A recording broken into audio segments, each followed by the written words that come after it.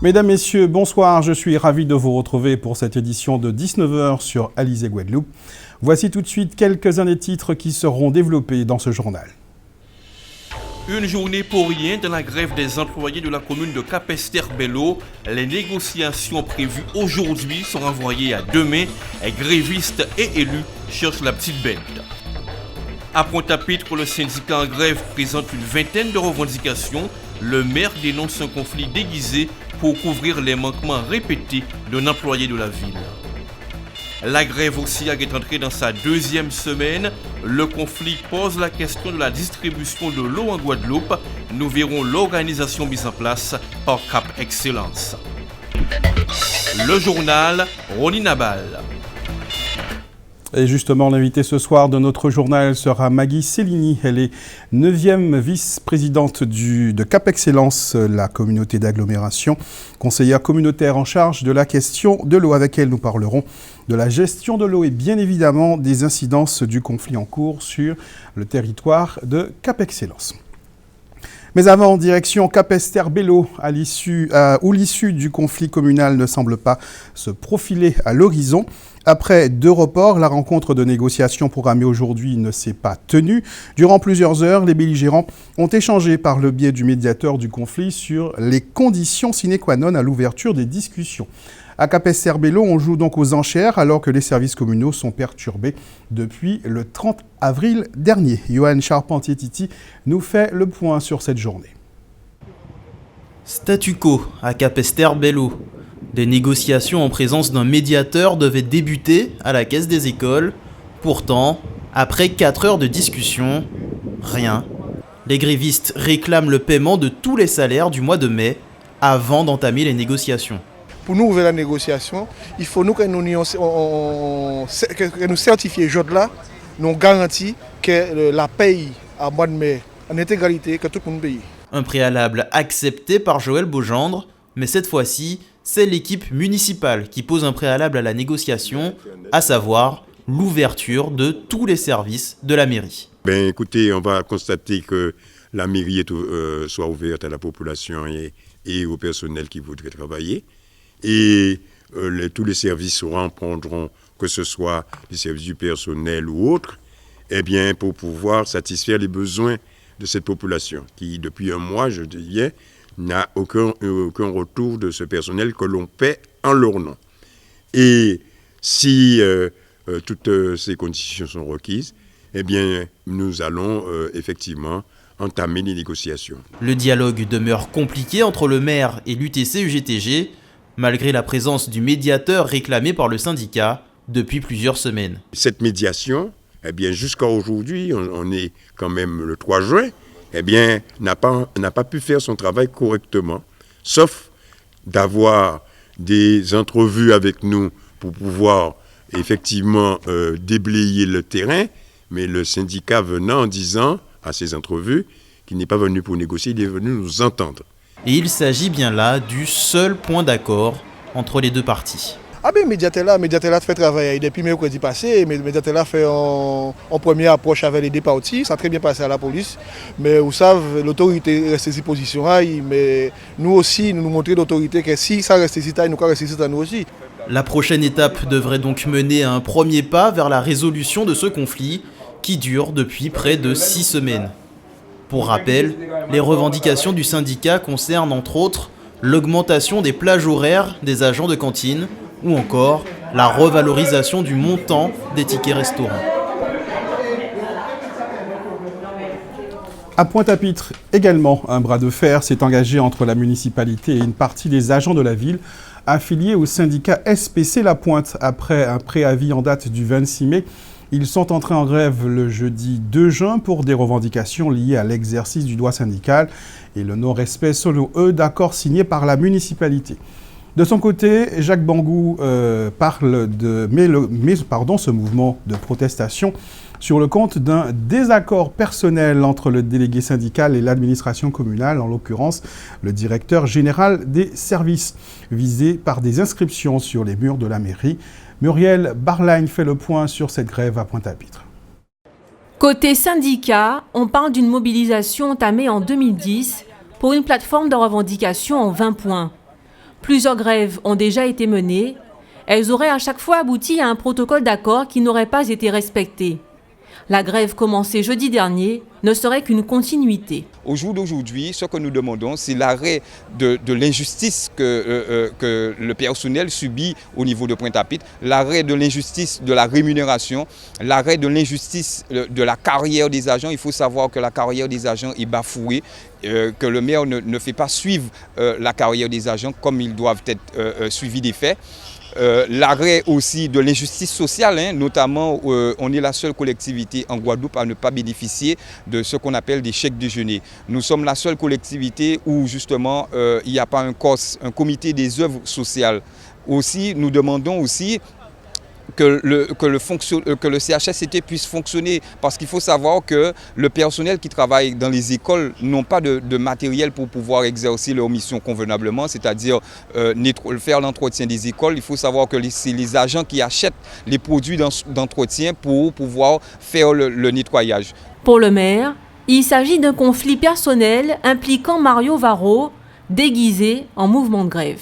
C'est un conflit très, très réel entre le responsable principal de ce syndicat, M. Varro, et l'administration communale, puisque l'administration communale a depuis quelques mois décidé d'être ferme sur les jours de travail non faits par cet agent, et donc en faisant des retenues sur salaire chaque fois que preuve était faite de l'absence de travail fourni pour la collectivité. Donc tout ceci, on est en train d'habiller une querelle personnelle que fait monsieur Varro à la ville et au DGS. Des actes de vandalisme perpétrés à la mairie et dans des écoles sont venus envenimer la situation.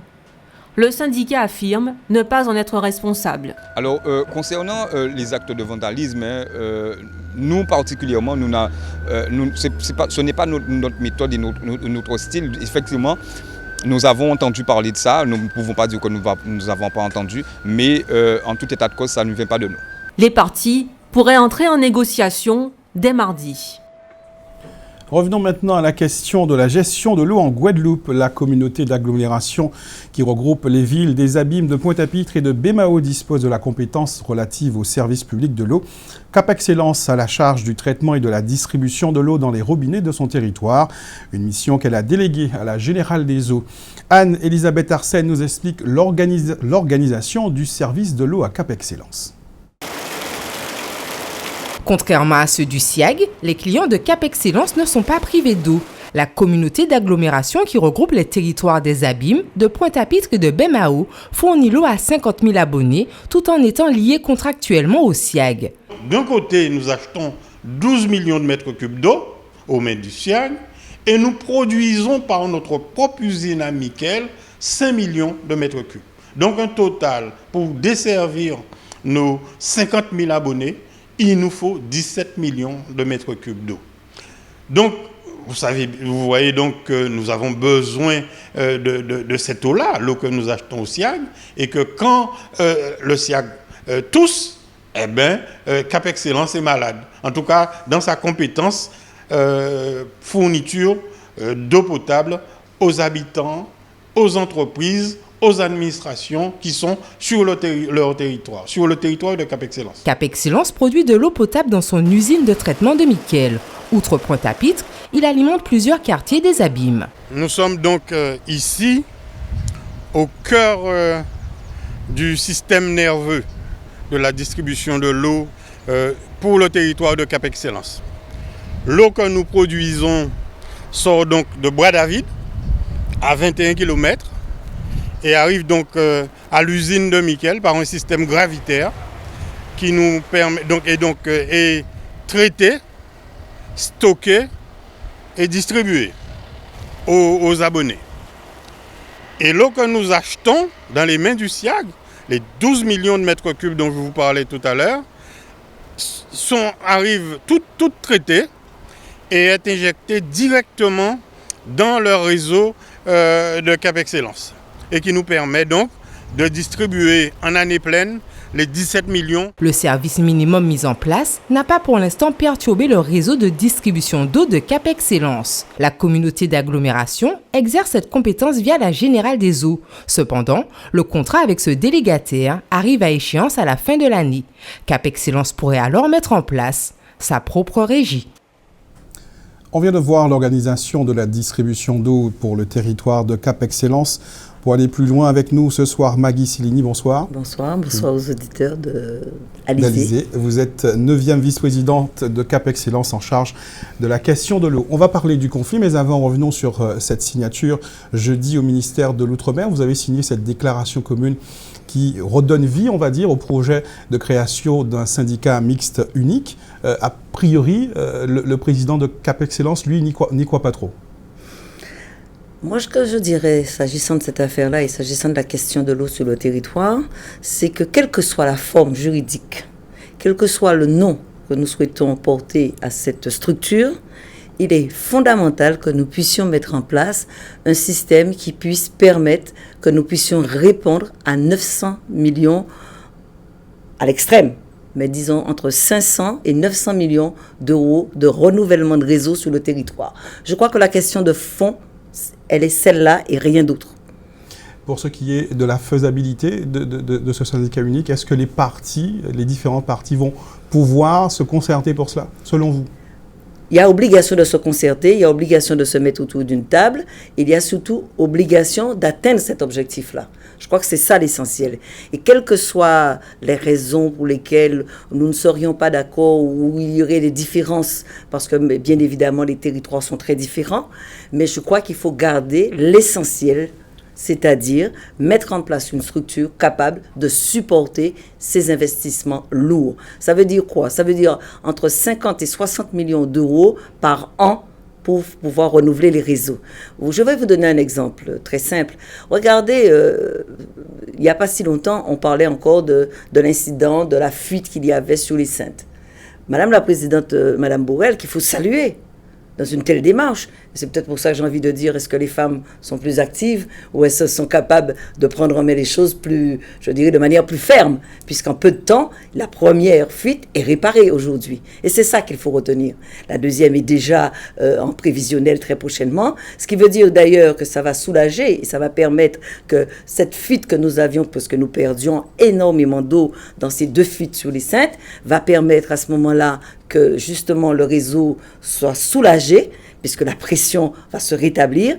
Le seul risque, c'est qu'effectivement, les réseaux étant fragilisés, si la puissance augmente, on risque d'avoir plus de casse. Mais il ne faut pas perdre de vue que lorsque nous voulons, nous décidons, nous devons atteindre les objectifs et le peuple nous attend sur cette question-là. On reviendra sur cette question de canalisation et de renforcement des moyens de production à la fin de cette interview pour ce qui est justement spécifiquement de Cap Excellence. Mais revenons à ce conflit en cours.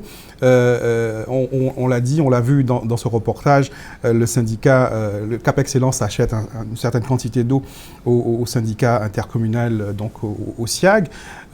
Vous avez décidé, lors de la réunion récente de négociation, de mensualiser les achats d'eau qu'effectue le Cap Excellence au SIAG. L'idée, c'est de permettre au SIAG d'avoir plus de fluidité dans son fonctionnement, dans sa trésorerie. Quel est l'impact de cette mesure pour le fonctionnement de Cap Excellence? Puisque c'est tout de même près de 950 000 euros que cela représente. Il est bien évident qu'aujourd'hui, nous ne pouvons pas laisser le SIAG en reste. Il s'agit de Guadeloupéens qui travaillent. Il s'agit d'organiser et de tout mettre en place pour que nous puissions accompagner le SIAG. Puisque, il a été dit dans le reportage, vous l'avez bien vu, que nous avons quand même un achat important. Donc forcément, il s'agit de mettre tout en œuvre pour qu'effectivement, on puisse accompagner le SIAG financièrement. Nous connaissons les difficultés, nous n'allons pas revenir là-dessus. Il n'est pas nécessaire de répéter chaque fois la même chose. Le constat est fait. Si Cap Excellence, et d'ailleurs c'est sa volonté, puisque vous l'avez entendu aussi dans les dernières réunions qui ont eu lieu, Cap Excellence souhaite accompagner le SIAG en mensualisant plutôt que de payer en N-1 ou N+1 comme c'était fait précédemment. Ils ont besoin de trésorerie, il faut sauver, l'ensemble des personnes qui y travaillent, il faut sauver la structure. Par conséquent, Cap Excellence, il prendra toute sa part. Alors, on l'a vu, Cap Excellence a fait cette proposition. La communauté d'agglomération du Nord-Bas-Terre a également fait des propositions. Pourquoi cette réunion de négociation n'a pas abouti finalement? Quelles sont les raisons pour lesquelles on n'est pas arrivé à un accord si les parties prenantes sont prêtes à s'engager? Oui, alors la question qui divise très souvent, c'est le patrimoine. Il faut pouvoir, lorsque, vous savez, nous faisons ce qu'on a fait des transferts de compétences, mais malgré tout, il reste un patrimoine, reste toujours de l'autre côté. C'est-à-dire que, par exemple, pour certaines villes, c'était des villes qui étaient propriétaires de leur réseau, propriétaires de leur production d'eau, etc. On confie à une structure, mais dès lors qu'on se retire, on récupère. Donc, il y a vraiment la question du patrimoine qu'il faille mettre, je dirais, à plat, pour que chacun sache exactement qu'est-ce qu'il porte, qu'est-ce qu'on met dans le panier en fait, pour être un peu trivial. Donc, il faut aujourd'hui faire cela, et je crois que souvent, c'est où le bas blesse, parce que ce n'était pas fait au préalable dans cette, je dirais, dans cette transparence. Voilà ce qu'on va dire. Et ça pose quelques soucis, quelquefois, pour certaines, parce qu'ils souhaiteraient bien pouvoir faire l'état des lieux, et on n'a pas toujours tous les éléments, il faut le dire. Vous êtes en train quelque part de nous dire qu'il y a encore d'âpres discussions à venir pour l'organisation de l'eau et pour arriver à ce fameux syndicat unique où... Moi, j'ai envie de dire que, et dans la réalité des choses, je pense qu'on peut créer la structure et on peut lisser et on peut continuer à travailler. Ce n'est pas en 24 heures que ça va pouvoir se faire, ce n'est pas en 6 mois. Il va falloir se donner le temps. Par contre, je reste persuadée qu'il faille, malgré tout, construire, mettre en place la structure qui puisse commencer à travailler, qui puisse avoir cette visibilité du territoire. Et ma foi, mine de rien, au fur et à mesure, nous pouvons faire l'état des lieux, affiner, porter des précisions, tant financiers, tant en évaluation, tant en nombre de postes. C'est une chose qui peut se faire très simplement. Vous parliez tout à l'heure de délégation de services. Le SIAG a transféré, a délégué la distribution et la gestion de l'eau à la Générale des Eaux. Vous allez devoir reprendre cette compétence. Est-ce que quelque part, les difficultés que connaît actuellement le SIAG ne préfigurent pas les difficultés que vous aurez également quand vous aurez à intégrer le personnel du privé au sein de Cap Excellence? C'est une étude que nous avons déjà commencé à faire. C'est pour cette raison que je dis que tout doit pouvoir être possible, mais seulement il faut le travailler en amont. Et très honnêtement, nous avons déjà commencé à travailler sur cet aspect. Il faudra prendre tout en compte. Alors c'est vrai que le SIAG va nous servir d'exemple, quelque part. J'ai pas envie d'utiliser le mot, on serait tenté de dire qu'il a presque servi de cobaye. Pour être simple, mais c'est vrai que nous allons nous servir de cette expérience. J'ai eu le privilège de participer à la concertation sociale, et bien, j'ai bien senti toutes les difficultés qu'il y avait de récupérer ce personnel qui est de droit privé pour devenir demain matin des personnels de statut territorial. Ce n'est pas du tout la même chose, ce n'est pas la même démarche, ce n'est pas la même vision, et bien entendu, quand on est dans un statut privé, il y a des éléments qui ne peuvent pas être pris en compte par un système de droit public. Alors c'est à peu près 90 agents qui doivent être transférés, plus de 6 millions d'euros par an pour les salaires de ces agents. Un plan pluriannuel d'investissement a été préparé, élaboré, 300 millions d'euros pour mettre en place ce transfert. Juste une petite réponse rapide, les choses se passeront mieux pour Cap Excellence que pour le SIAG? C'est le vœu pieux que je peux faire, puisque malheureusement nous ne sommes pas maîtres de tout, puisqu'il faudra compter avec le personnel, il faudra compter avec la capacité de négociation et la capacité de trouver ensemble les voies et moyens pour que justement ça puisse se passer de la meilleure manière possible. Toute dernière chose, Cap Excellence sera représenté demain à La Réunion en préfecture? Bien entendu. Merci beaucoup Maggie Cellini. Je vous remercie. Je rappelle que vous êtes 9e vice-présidente de Cap Excellence chargée de questions d'eau au niveau de Cap Excellence. Et pour clore cette page consacrée à l'eau avec ces quelques petites informations pratiques, la Générale des Eaux qui annonce des perturbations, voire des manques d'eau demain à partir de 8 h dans les zones du Bourg, de la Haut et de Ziotte. C'est dans la commune de Déher. Retour à la normale prévu en début d'après-midi de demain. Et pour les zones de la commune du Moule qui sont privées d'eau depuis 16 h aujourd'hui, le retour à la normale est prévu en fin de soirée.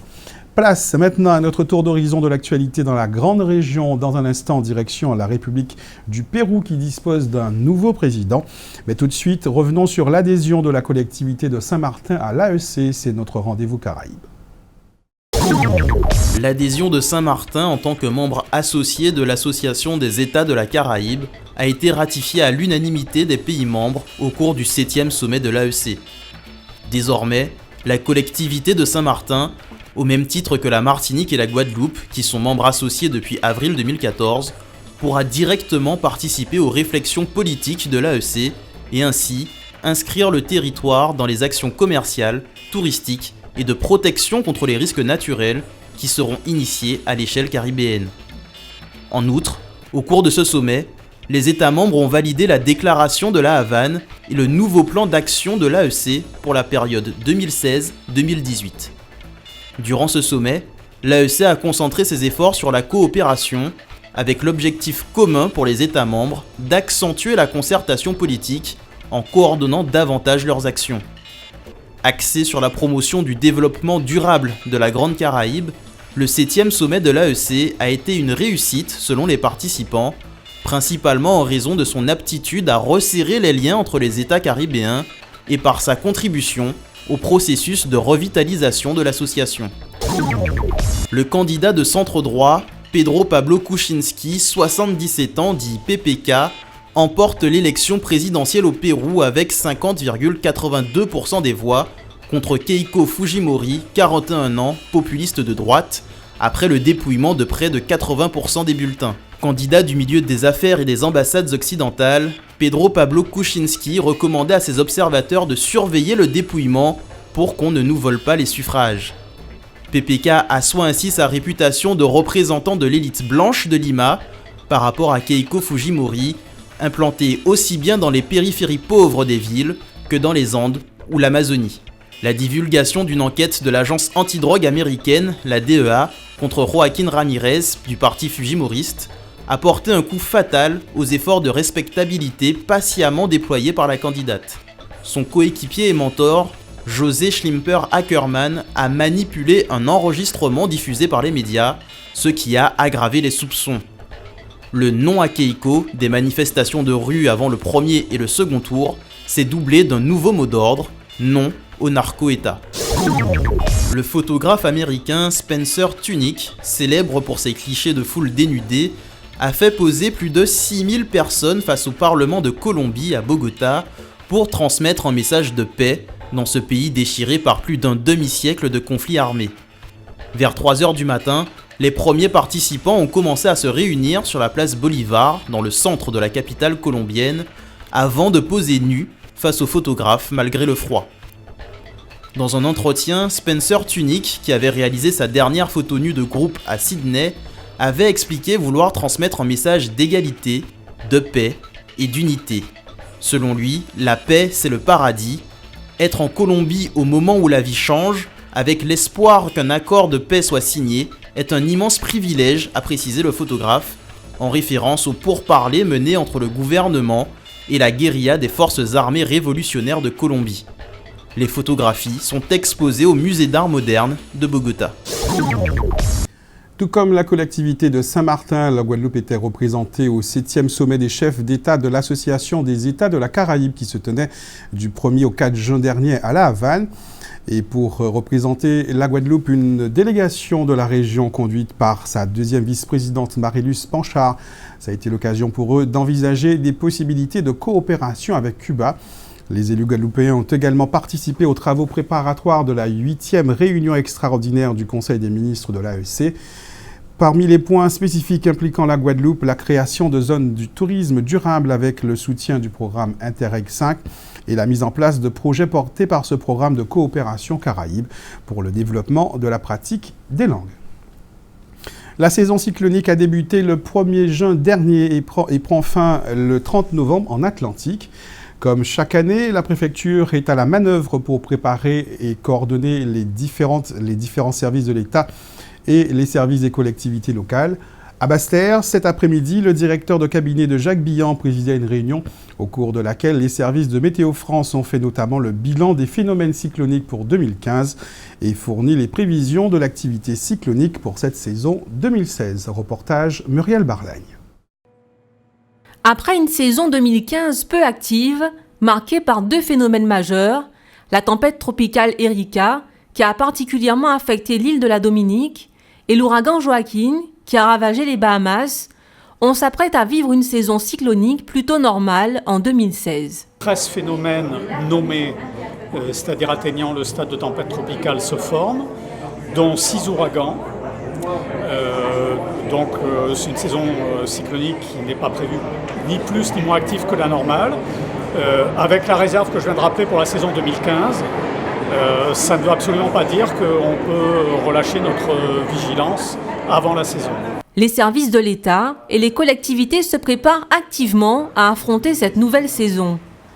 Rien ne doit être laissé au hasard. En cas de crise cyclonique, les opérations sont mises en œuvre selon des plans qui s'actualisent régulièrement. C'est le cas du dispositif Orsec, c'est-à-dire Organisation de la réponse de sécurité civile, qui connaît des modifications cette année. Il y a quelques nouveautés. Celle qui me semble la plus importante, c'est dans le cadre de la diffusion de l'alerte. Nous avons amélioré notre capacité à diffuser l'alerte, notamment en utilisant les moyens modernes de communication, avec des appels téléphoniques systématiques qui permettent de s'assurer que toutes les communes ont bien reçu une information absolument essentielle qui leur permettra ensuite de décliner au plan local toutes les actions nécessaires à la préparation efficace de leur commune et de leurs administrés. De leur côté, les communes doivent avoir mis en place leur plan communal de sauvegarde ou PCS. C'est lui qui prévoit les acteurs à mobiliser et les opérations à mettre en œuvre pour faire face à un phénomène cyclonique. Dans ce domaine, la commune de Morne-à-l'Eau est fin prête. Comme nous avons déjà défini qui s'occuperait de quoi et dans quel secteur, donc il s'agit de mettre en œuvre l'ensemble des actions qui sont prévues en amont. Donc il est vrai que quand il y a une alerte de la préfecture, et bien tout de suite, chacun sait à quel moment, d'une part, se réunir, donc on informe par téléphone, par SMS, et on essaie de faire, comme les procédures sont déjà écrites, donc on essaie de faire le point pour voir à quel moment on active notre PC. Donc avec l'ensemble des partenaires, le SDIS notamment, à Morne-à-l'Eau, le SDIS, avec les représentants de la police municipale, de la gendarmerie, les élus, les associations, et aussi des personnes qui travaillent dans les différents services, notamment les services opérationnels et les services techniques, comme je vous le disais, qui seront vraiment en alerte pour voir en quelle mesure il y aurait un certain nombre d'actions à faire. Le lundi 13 juin, la préfecture organise un exercice cyclone grandeur nature nommé Zachary. Il permettra aux collectivités de vérifier l'efficacité de leur dispositif. Une mise à l'épreuve à laquelle les communes sont invitées à se plier régulièrement. En football, la 3e journée de la Copa América à laquelle participe la sélection de la République d'Haïti. Hier, la Jamaïque s'est inclinée face au Venezuela par 1-0 et le Mexique a largement gagné son match face à l'Uruguay par 3-1. Ce soir, 2 autres rencontres, Panama-Bolivie et Argentine-Chili. Le prochain match des joueurs haïtiens est programmé mercredi face aux Brésiliens à 19h30. Ce sera à 22h30, heure de Guadeloupe. Un point sur la météo de ce soir et demain. Les averses de cet après-midi devraient se maintenir dans la soirée partout en Guadeloupe et même persister demain matin. Le soleil devrait faire de timides apparitions dans l'après-midi, mais toutes les communes ne seront pas logées à la même enseigne. Dans un instant, la Minute Sport présentée par Éric Pommier et juste après les informations nationales et internationales. Ce soir, le magazine Enquête exclusive sera consacré aux migrants. Passez une excellente soirée sur Alizé Guadeloupe. On se retrouve demain 12h30 pour une nouvelle édition de votre journal consacré à l'actualité locale et régionale.